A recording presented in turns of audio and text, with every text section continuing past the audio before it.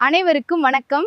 இன்னைக்கு நம்ம சேனல்ல பார்க்க போறது நான் ஊரும் சுவையில ஒரு சூப்பரான கிராமத்து மீன் குழம்பு. வாசனையும் புளிப்பும் காரமும் சரியான அளவுல இருக்கணும். இன்னைக்கு நான் சொல்லித்தர போற ரகசிய முறையில அளவு டைட்டிங் பூண்டு 5-10 பல், மற்றும் நம்ம வீட்டு மிளகாத்தூள், மல்லித்தூள், வெந்தயம். இப்போ அடுப்புல ஒரு மண் சட்டி வைங்க. மண் சட்டியில செஞ்சா மீன் குழம்பு தனி ருசி தான். சட்டி காஞ்சதும் நல்லெண்ணெய் ஊத்திக்கோங்க. எண்ணெய் சூடானதும் 1/2 ஸ்பூன் வெந்தயம், 1/2 ஸ்பூன் கடுகு போடுங்க. அடுத்து நம்ம நறுக்கி வச்சிருக்க சின்ன வெங்காயம், பூண்டு, கருவேப்பிலை சேர்த்து நல்லா வதக்கணும். வெங்காயம் பொன்னிறமா மாறினதும் மீதமுள்ள தக்காளி சேர்த்து வதக்குங்க. தக்காளி நல்லா குழஞ்சி மசாலா எல்லாம் நல்லா வதங்கிடுச்சு. இப்போ நம்ம ரெடி பண்ணி வச்சிருக்க புளிக்கரைசலை இதுல ஊத்தலாம். குழம்பு நல்லா கொதிச்சு பச்சை வாசம் போகும். மூடி போட்டு ஒரு 10 நிமிஷம் மிதமான தீயில. இப்போ முக்கியமான நேரம். நாம சுத்தம் செஞ்சு வச்சிருக்க மீன் துண்டுகளை ஒன்னொன்னா மெதுவா குழம்புல சேர்ப்போம். மீன் சேர்த்த பிறகு ரொம்ப கிண்டக்கூடாது. மீன் சுவையே தனி.